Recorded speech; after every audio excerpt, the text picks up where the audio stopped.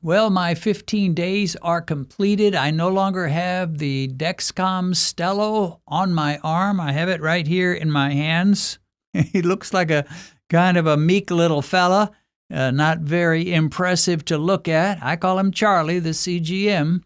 And Charlie may not look like much, but he's pretty powerful. So today in this video, I want to talk about some of the things I've learned, but I'm going to start by talking about some of the pros and some of the benefits of wearing such a CGM. And then I'll talk about some of the cons at the end.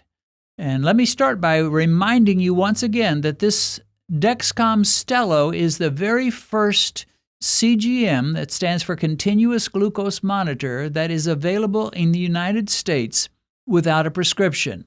And that's pretty amazing. It's been a long time coming. Should have happened a long time ago. There should never have been a reason not to allow the average Joe to just go and pick up his own CGM. What in the world could be the harm of that? But they required us to go to doctors and go through that process, and as a result, a lot of people just didn't get them. I had one, and I had to go to a doctor who would look at my glucose and say, well, you're not diabetic, and had to explain why it was I wanted one and so forth. I did it one time, and then I just didn't do it anymore. But now that they're available without a prescription, at least this particular CGM is, I'll be doing it more. So let's talk about some of the pros, some of the benefits, and I'll have to start out by saying there aren't many cons. I'll mention a couple of them at the end, but there aren't many. I was impressed. I really felt like this thing is about as accurate as you could expect it to be. Charlie wasn't that far off from Mike, the glucose meter, the guy that you stab yourself and get a drop of blood. Wasn't that big of a difference, and it just seemed like there was a consistency in the blood glucose readings. And it was so easy to see patterns and the rhythm of your glucose, things that I had never seen before when I was just stabbing my finger and getting an occasional glucose reading here and there. It was so different to be able to look at a 4-hour period or a 6-hour period or a 12-hour period. Just really amazing. I have to say it. I am impressed. Let's see what else. You don't need a timer. You know, in the with the mic, the meter, I would have to eat and then finish my meal and then set a timer for like 1 hour and 15 minutes or whatever it was I wanted to wait to try to see my peak. You don't need a timer with this guy. Even if you forget about the exact time you finish, you know generally when you had your meal, and you can just look back 4 hours later and say, okay, here's where I was about the time I had my meal, and here's 1 hour after that, 2 hours after that, 3 hours after that, 4 hours after that. And it is just so nice. And I did learn some things. Let's see. Oh, I wanted to mention, and one of the things I love so much is the fact that you can get your daily average. On the next day, you can go back to the previous day and find out what was your average glucose. And you can find your average glucose over a day's time, or over 3 days' time, or over 7 days' time, or over 14 days' time. And then at the end, you can find out your average glucose over the entire 15 days that this Stelo works. And let me say, it worked the whole 15 days. It never stopped working. It endured many showers. That didn't stop it. It is relatively waterproof. It was for me. And it never fell off my arm like some people report. It stayed on the whole time. And when I did go to peel it off, it was a little bit painful because it was on there good. So straight A's for so many areas. I am impressed. My average glucose for the whole time was 95. And I will admit I didn't cheat. I didn't do any high-carb meals. Once in a while I'll do them on YouTube just to show you what high-carb meals will do to your blood sugar. And whenever I have done that, they've never failed to give me a big spike in my glucose, but I didn't do that at all. I was just eating the way I normally do. I wasn't eating much lower carb than I normally do, but I definitely wasn't eating any higher carb than I normally do. So this is pretty much Dennis Pollock. What you see is what you get. And what I got was a 95 as a total average. And I found that my glucose kind of hovered in that range. It would go up from there. And at night, it would usually go down from there. So what did I learn? Let's give you 7 points of things that I learned. First thing I learned is that my low spike diet, you've heard me say that if you've watched many of my videos, that my diet is not a paleo, it's not a Mediterranean, it's not a carnivore, it's not a vegan, it is a low spike diet. And whatever works to create lesser spikes, I'm good for that. And I found out my low spike diet is doing exactly what I wanted to do. I am getting low spikes. In fact, during the whole time I was wearing this Stelo, I think the highest it ever got, if I remember right, was 111. It never even reached 120, not 130, not 140. I was in range the whole time with 2 exceptions, and that was there were a couple of nights when I slept and my glucose dropped below 70, and the Dexcom Stelo will not read that. It'll just say below 70. And some people have told me, and this may be what was going on there, that if you happen to sleep for a while with putting pressure on the Dexcom, it will not give you an accurate reading and it will read low. Maybe that's what happened. I don't know. It was kind of weird because at one point I was below 70 and then like 30 minutes later I was in the 90s or close to 100. And I'm like, how can you jump up that much when I haven't eaten in hours and hours?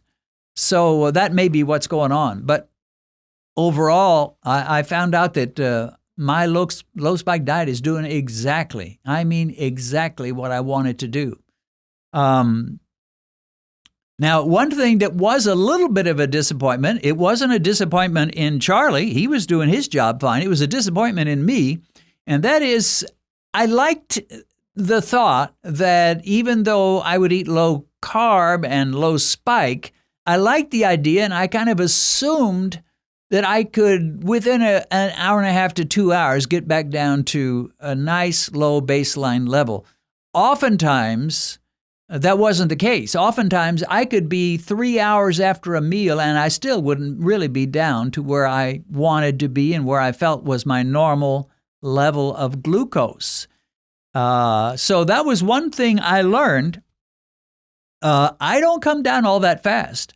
I'll never forget hearing somebody, I forget who it was now, but somebody I respected that said or wrote that for a normal person with probably on the young side, their glucose will be back down to baseline level 45 minutes after they finish eating, or hour maximum. That's not the case for me usually.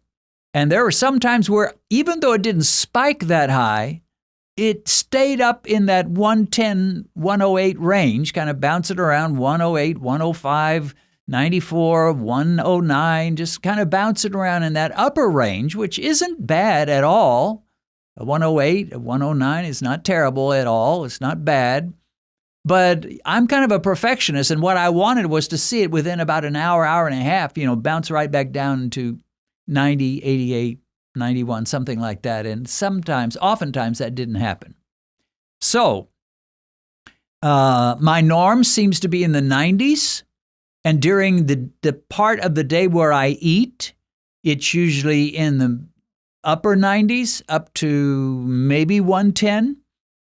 And when I sleep, especially if I've eaten relatively early that evening, by the time I sleep and throughout much of my evening of sleep, and I usually don't sleep more than about 6.5 to 7 hours, but when I do sleep, it can often dip into the 80s and kind of hang out in the 80s. So the daytime dentist glucose is not as low as the nighttime.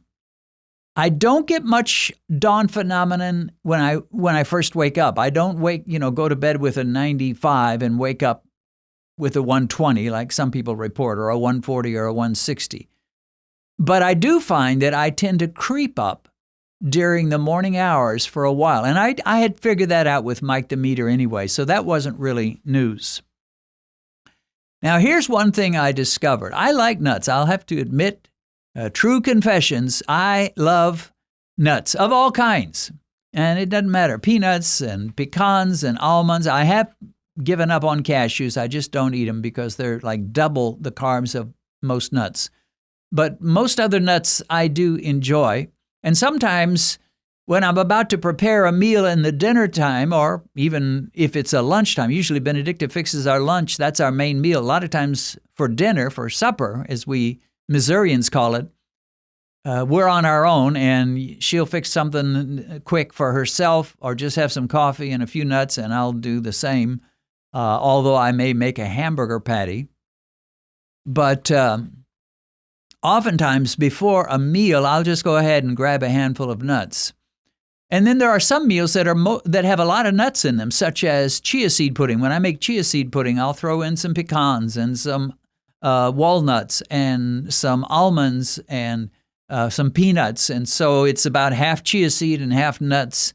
So there's a lot. And of course, chia seed it's not a nut, but it is a seed. So what I find is that the nuts are good for not spiking me. They don't raise me up very fast or very hard. Again, rarely up to 110, usually 108, 109, maybe 110, 105. They don't spike me very high, but they don't bring me down low at all quickly. So if I eat a lot of nuts at a meal, though they will not give me a glucose surge and put me up into the 140s, 150s, 160s, they will not do that. But what they will do is hold me up at around the 110 level, or the upper 100s, 108, 109, 110. They'll hold me up there for hours and hours, and I won't come down very quick. In a way, they're kind of like a log where you're burning it, and it gets up to a certain level of burning, and it'll just burn for hours, whereas if you just put in a few skinny sticks, they'll burn up real fast. So nuts are kind of like the log. They're very hard. They don't dissolve quickly in the stomach, and they're kind of like the gift that goes on giving. They'll just keep your glucose up there, but not very high. Now, the opposite of that is, well, maybe not the opposite, but a better solution for me is an egg or several eggs. I had an omelet, and within, a couple of hours, the omelet, first of all, had so few carbs that it barely raised me up much at all. So maybe went from a 90 or an 88 to a 102 or something like that. But what little rise I did get, and by the way, when Benedicta makes me an omelet, there'll be some an omelet, there'll be some cheese in it, there'll be some spinach in it, maybe another vegetable. So it's not just pure egg. It won't get me up too high, and I'll usually come down fairly quick compared to nuts. So that was one of the things that I learned. And that is that, and I'm not disparaging nuts. I think they're a good, healthy food. But if you're wanting to drop down quickly, they're probably not your best choice. Now, another area that I thought was interesting is in the area of the low-carb tortillas. Low-carb tortillas are kind of a mystery, and people report different things with them. They don't spike me up very high. And I had several low-carb tortillas during the time I wore this Dexcom Stelo. But they tend to keep me up, kind of like the nuts do. It's like, even though they boast that almost none of their fiber is digestible, and fiber is not supposed to be digestible, and they cram it so full of fiber and they manipulate their ingredients to the point where they basically claim it's all fiber, with maybe 2, 3, 4 grams of carbs that are actually going to do anything to you, raise your glucose. What I find is that that's probably not quite accurate. For most of us, they're going to be kind of like the nuts. They're going to dissolve slowly. So you won't get much initial surge at all from eating a low-carb tortilla. You will if you eat a normal tortilla, but a low-carb tortilla, you can test about an hour later. You'll hardly notice you ate anything. But 2, 3 hours later, you may find you have risen up, drifted up, not spiked terribly, and it may take you a good long while before you get down to baseline. So that's a little depressing, but again, when you're hovering around 108 to 110, 112, that's not bad, and you're really not hurting yourself. It's just maybe not perfection, and I'm kind of a perfectionist. So is that going to stop me from eating low-carb tortillas? No. But I will almost never have 2 of them. It'll always be just one. And I found certain low-carb tortilla brands work better than others. So, and one other thing I learned is sometimes I can get a double peak, which I would never learn from Mike, because I would test myself at a specific time, usually after eating, wait 1 hour or 1 hour, 15 minutes. You test yourself, and you just, from a few tests that I did, I said to myself, okay, this is around the time you should peak. But what I discovered with Charlie, the CGM, is I can sometimes, in some cases, and this particularly seems to be the case with the low-carb tortillas, I can get a double peak. I can reach a certain level and then start to drop back down. I could maybe go up to 110, and then I'm dropping down to 92, and you think, all right, we've got this licked. Dinner is over. I've hit my peak, all is well. And then from 92, it'll jump back up to 110 again, or 108 or 109. And you're looking at the graph of what's going on there, and you're saying, this is a double peak. I never thought about that when I was just using Mike, the glucose meter. I had to have Charlie, the CGM, to tell me that sometimes you can get double peaks. It's like some of these things that unravel and dissolve slowly. There can be a pause in your glucose rise where you start to drop, and then suddenly there's more to deal with. And again, nuts and low-carb tortillas both seem to work that way. And finally, one other thing that I learned is the power of making the meal that you skip a dinner meal. Now, I've resisted this steadfastly for a long time. And I know, and I've heard that skipping dinner meal is actually better than skipping your breakfast meal. Normally, if you know me, you know that I'll have bulletproof coffee for breakfast, which I don't really count as a meal, just has some butter and some cream in my coffee. And then I'll start eating the first real meal at noon. And I'll have a meal at dinner. And the reason I do this is because that's how I grew up all my life. And that's just normal. You get together with your family and you eat a dinner meal, and it just seems so artificial, so wrong. But I did have one case where I needed to eat a breakfast when I normally wouldn't eat a breakfast. And then I ate a lunch. So I said, I'll just have my bulletproof coffee for dinner. And I watched my glucose. And boy, I tell you what, by the late evening, it was on its way down, and it stayed down, and I had good numbers, mostly in the 80s, all through the night as I slept. And I realized that's pretty powerful. And I will probably be doing that more often than I ever have before. So it is powerful. And some of you have said, well, can I skip the dinner meal instead of the breakfast? The answer is, yeah, it's probably better. But there is a social aspect of eating dinner with your family that is also meaningful. So anyway, those are some of the benefits. Let me talk about a couple of the cons. And there's really two main cons that I can see, two main negatives to using something like the CGM. Con number one, it's expensive. It's about $100, a little over time you pay tax when you order it, and you can order it directly from the company. I'll put a link in the description. If you want to do that, it's great for giving you an education. And I'll be doing it some more, but I won't be doing it constantly. I'm not going to pull off one of these and then stick on another one and then just do that the rest of my life. It's too expensive. I don't need it.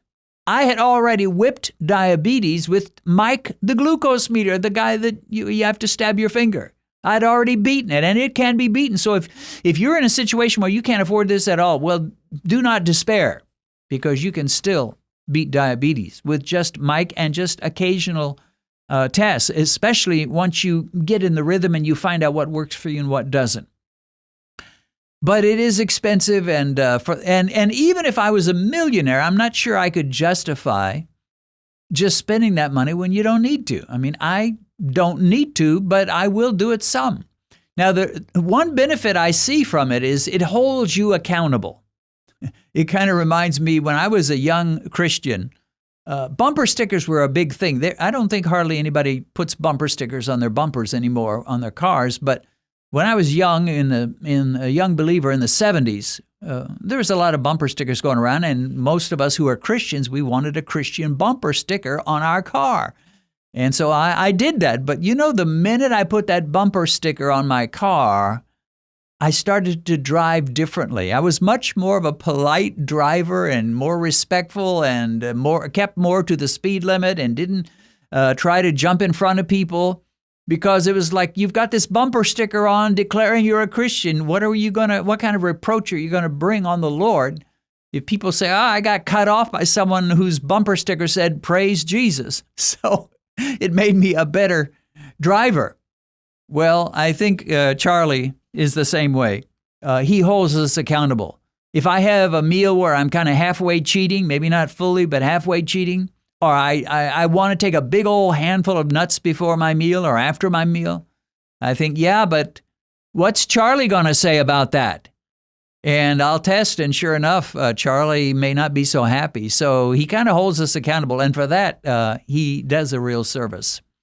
Last con is that you can get kind of obsessed with your CGM. You can just be checking it constantly, and sometimes Benedicta would get after me when we'd be watching a movie at night, and I'd get my phone out real quick and then hit the app. I tried to do it fast so she wouldn't have to get so upset, but I just was curious. All right, what's going on? And you can get kind of obsessed with it. I don't want to spend the rest of my life obsessed about my glucose. I want to figure out what I need to do, which I have already. I'm just doing this for your sake. And then I want to live that way with my low spike diet, mind my own business, serve the Lord, do what God's called me to do, love my wife, and just finish my years peacefully. I don't want to live whatever time I've got left obsessed about what's my latest glucose. So the two cons, kind of expensive, you get kind of obsessed, but there's plenty of benefits. And as I've said before, if you can't afford to do it frequently, just do it one time. You spend $100, you get two of these. Again, if you're in the United States, if other countries may have other ways to get these. But you've got enough for a month of glucose tests and without stabbing your finger and being able to see the big picture. If you get a double spike, you'll see that. If you eat too many nuts or have a low-carb tortilla and it doesn't go well with you, you'll see that.